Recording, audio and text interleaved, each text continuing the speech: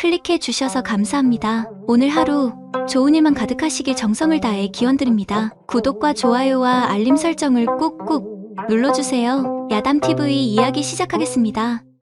그 도령 말이야. 산에 갔다가 절구대도 못 들고 내려왔댄다. 그 말이 처음 들렸을 땐 그냥 주막 아지매들 허튼 소리인 줄 알았지요. 헌데 그 도령 아직도 산에서 안 내려왔다 카더이다. 아따, 그 산속 여인한테 붙잡혀서는 밤마다 허벅지까지 털린다 하던디. 정말로? 그 여인이 어지간히 묵직하게 들이댄다 카던데? 요즘 산엔 맹수는 없고 밤마다 산의 뼈마디 녹이는 여인 하나 있다 하던데 젊은 놈 하나 잡아놓고 밤마다 땀을 뺀다자녀.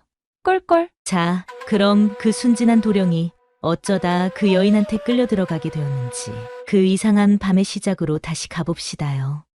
며칠 전 과거 시험을 보러 나선 한 도령이 있었습니다. 글만 알지 세상 물정 하나 모르는 순한 얼굴의 선비였지요. 이 산길을 지나면 곧 객주가 나온다 하였는데 허허 길이 어째 점점 좁아진 후 길도 점점 험해지고 마침 하늘에서 비까지 후두둑 쏟아지기 시작했지요. 도령은 우산 하나 없이 장대비를 맞으며 허겁지겁 달렸습니다. 아이고야 옷 따졌겠네. 이 산 속에 누구라도 좀 있었으면 좋겠구만. 그때 저 멀리 연기 피어오르는 초가집 하나가 보였습니다. 짙은 안개 사이 창문 틈으로 은은한 불빛이 깜빡이고 있었지요. 아이고야 저 집이라도 들어가 봐야겠구만. 도령은 허겁지겁 그 초가집 대문을 두드렸습니다. 계십니까? 누구 없으시오? 문이 삐걱 열리며 안에서 여인의 목소리가 느긋하게 흘러나왔습니다. 어머, 이 밤중에 웬 손님이래? 아이고, 이 밤중에 누가 왔나 했더니 목소리 보아하니 총각이구먼.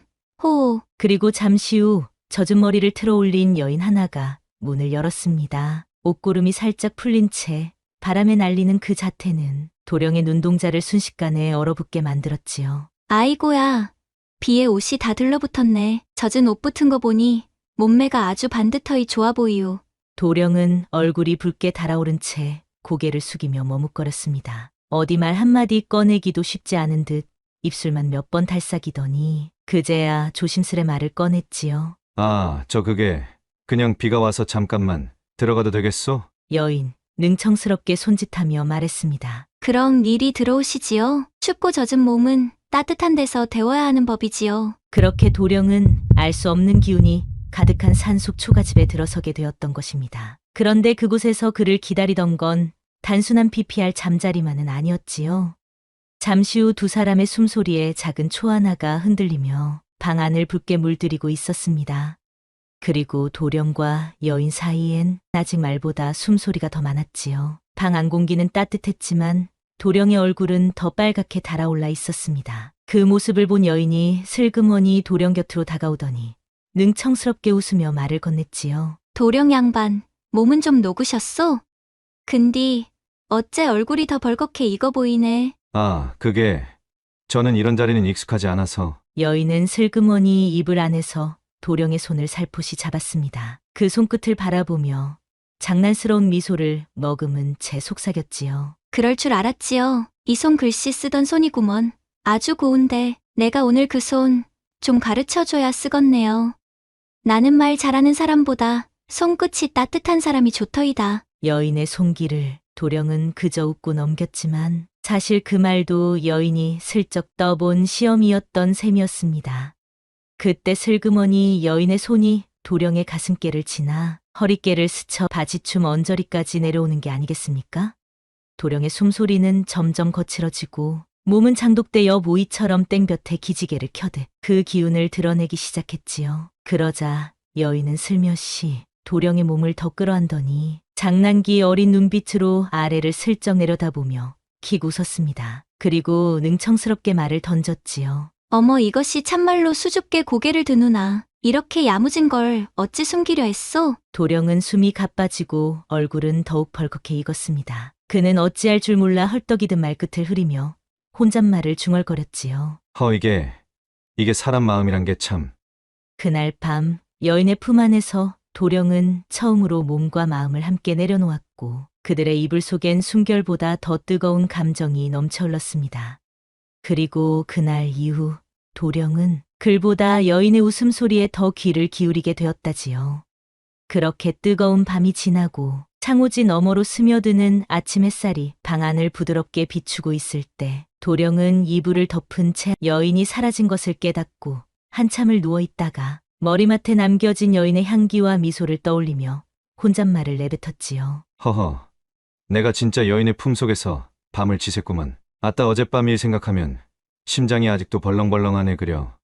도령은 정신을 가다듬고 부랴부랴 옷매무새를 추스른 뒤 마을로 내려가야겠다며 집을 나섰습니다.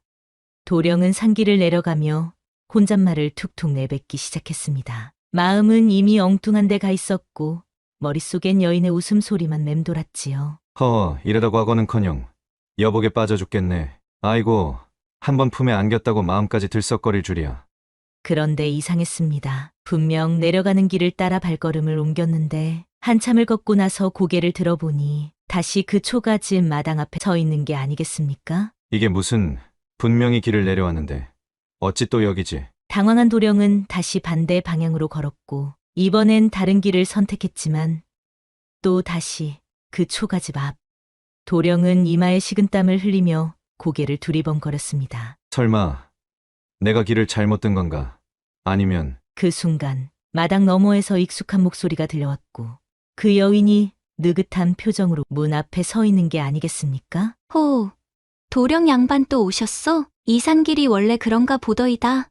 한번 내 품에 들어오면 마음이 못 떠나는 게지. 도령은 어이없는 표정으로 여인을 바라보며 외쳤습니다. 이게 무슨 일이요? 사람 인연이란 게 그래요. 마음이 먼저 길을 정하지 발이 가는 게 아니란 말이지요. 그녀의 말이 농인지 진심인지 도령은 알 수 없었지만 한 가지는 분명했습니다. 그 여인의 품을 떠난다는 게 그렇게 쉬운 일이 아니란 것이었지요. 그렇게 며칠을 지내던 어느 밤 초가집엔 생각지도 못한 소동이 벌어졌습니다. 방 안 촛불이 아련히 흔들릴 무렵 바깥에서 갑자기 쿵쾅 하는 소리가 울려 퍼졌지요. 도령은 화들짝 놀라며 이불 속에서 벌떡 일어났습니다. 아니 이게 무슨 소리요? 귀신이 들었나? 짐승이 들었나? 문짝이 흔들리고 멧돼지 한 마리가 담장을 들이받으며 우르르 뛰쳐들어온 것이었습니다. 도령은 놀라서 허겁지겁 여인의 쪽으로 달려들었는데 순간의 공포에 도령은 본능적으로 여인을 끌어안았고 둘은 그대로 이불 위에 엎어지듯 뒤엉켰지요. 그 와중에 여인의 저고리 고름은 느슨하게 풀리고 도령의 손은 엉겁결에 여인의 허리춤을 감싸고 말았답니다. 아이고 도령 양반, 멧돼지를 피한다더니 이리 아래로 쏙 들어가시면. 아니 그게 나도 모르게 미안하오. 둘은 이불 위에 엉켜 꼼짝도 못한 채 도령의 얼굴은 여인의 가슴 근처에 묻힌 채 그대로 얼어붙었고 여인은 웃음을 참지 못하고 속삭였습니다. 이래서 내가 도령 양반을 마음에 들여놓은 게지요. 겁쟁이인 줄 알았더니 이럴 땐 본능이 앞서는 사람이네요. 죄송하오. 그런데 잠시 후 여인이 밖으로 나가 멧돼지를 덩굴 채로 쫓아낸 뒤 다시 방 안으로 들어오며 킥 웃었습니다. 멧돼지는 물러났고 대신 도령 양반이 내 품에 들어왔으니 이거 나한테 잡힌 거 맞지요? 그날 밤 이후 도령은 더 이상 산길을 내려갈 생각조차 하지 않았습니다. 멧돼지보다 강한 무언가에 사로잡혀 있었기 때문이지요. 그렇게 며칠 동안 여인과 꿈같은 시간을 지낸 후 도령은 마침내 마을로 내려왔습니다. 그런데 산속 여인과의 그날 이후 도령의 머릿속은 자꾸만 그 여인의 웃음소리와 손끝의 감촉으로 가득했지요. 그러던 어느 날 오후 친구를 만난 도령이 말했지요. 효상하오. 왜 자꾸 마음이 그 여인에게 가는지. 꿈처럼 지나간 줄 알았건만 자꾸 가슴이 들썩거린다오. 허허, 밤 한번 따뜻했더니 정이 들었나벼. 그게 바로 정분이라는 거 아니겠는가? 그래서 내가 늘 말했지. 산속 여인네 조심하라고. 그런데 그때였습니다. 장터 어디선가 익숙한 목소리가 들려오자 고개를 획 돌렸는데 저 여인은? 그 여인이었습니다. 그런데 산에서 봤을 때와는 달리 이번엔 화려한 저고리에 장신구까지 두르고 기녀처럼 우아한 걸음으로 장터를 거닐고 있었지요. 도령은 그 자리에 얼어붙은 듯 서 있다가 그녀의 미소 섞인 눈짓에 이끌려 주막 뒷방까지 따라 들어갔는데 그곳엔 여인이 이미 기다리고 있었지요. 화려한 저고리에 비녀까지 곱게 단장한 그녀는 여전히 장난기 어린 미소로 도령을 바라보며 말을 건넸습니다. 도령 양반, 산속에서만 볼 줄 알았는데 장터에선 또 다른 맛이 있지 않소? 당신 도대체 정체가 뭐요? 기생이요? 도둑이요? 도술 부리는 여우요? 여인은 키득 웃으며 도령에게 한 발 다가서더니 입꼬리를 살짝 올린 채 속삭이듯 말했지요. 난 그냥 사또댁 외동딸이요. 산속 초가집은 그냥 내 비밀 은신처요. 마음 맞는 사람 있으면 그곳에서 시험을 보기도 하지요. 그날 도령이 내 손 잡아줄 때 벌써 마음이 동했지요. 그 손이 말보다 정직하더이다. 그게 내가 찾던 남편감의 조건이었소. 그 순간 도령의 머릿속에서 퍼즐이 맞춰지듯 하나씩 정리가 되었습니다. 처음부터 그 여인의 말투, 손길, 산속집, 길이 막히던 기이한 일들까지 전부 그 여인의 의도였던 것이지요. 그제야 도령은 모든 걸 알아차렸습니다. 자신은 단순히 유혹당한 것이 아니라 철저히 걸러진 시험에 통과한 셈이었다는 걸. 그녀가 찾던 사람, 품에 들일 남편감은 바로 자신이었다는 걸 말입니다. 여인은 장난기 어린 웃음을 지었는데 그 표정에는 이미 모든 걸 알고 있다는 여유와 능청스러움이 담겨 있었지요. 내 아버진 아직 모르지요. 내가 도령 양반한테 정분도 주고 도장도 찍었다는 건. 그 말에 도령은 얼굴까지 벌겋게 달아오르며 머쓱하게 웃었습니다. 정분도 주고 도장도 찍었다 하시니 몸은 이미 드렸고 이제 남은 건 내 마음까지 통째로 드리는 일만 남았구려. 여인은 팔짱을 끼며 능청스러운 눈빛으로 도령을 바라보며 말했습니다. 오호라, 이 도령이 말은 꿀처럼 달고 눈빛은 아주 야무지구먼. 이래서 내가 이 도령께 홀렸지요. 도령은 껄껄 웃으며 장난스럽게 답했습니다. 잡힌 김에 눌러 살지요. 이왕 잡힌 거 품 안에 눌러 앉는 게 인생 아니겠소? 그렇게 도령은 과거 시험보다 더 큰 정분의 합격 통지서를 받아들고 산속 초가집의 주인이 되었습니다. 그리고 장터에선 이런 말이 돌기 시작했지요. 아따, 그 도령. 과거는 못 봤어도 여복은 터졌더라. 그 산속 여인한테 딱지떼고 사또 사윗감 됐다더라. 과거는 못 봤어도 이불 속 진급은 했디야. 껄껄.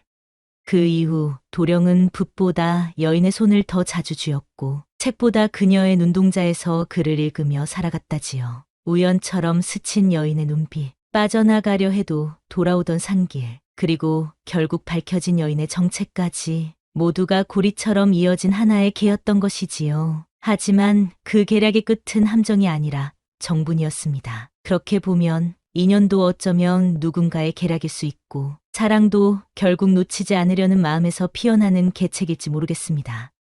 이 이야기 속 도령처럼 우리도 가끔은 그런 계략에 기꺼이 걸려드는 것도 삶의 재미 아니겠습니까? 그런데 여러분이라면 그날 밤 초가집 이 여인의 품에서 빠져나올 수 있었겠습니까? 댓글로 정분 한 줄 남겨주세요. 오늘도 야담TV를 시청해주셔서 감사합니다. 앞으로도 이런 따뜻한 이야기로 여러분을 찾아뵙도록 하겠습니다. 구독과 좋아요, 알림은 새로운 이야기를 만드는 큰 힘이 된답니다. 그리고 뒤에 뜨는 다음 이야기도 놓치지 마세요. 여러분의 하루가 행복하시길 정성을 다해 기원합니다.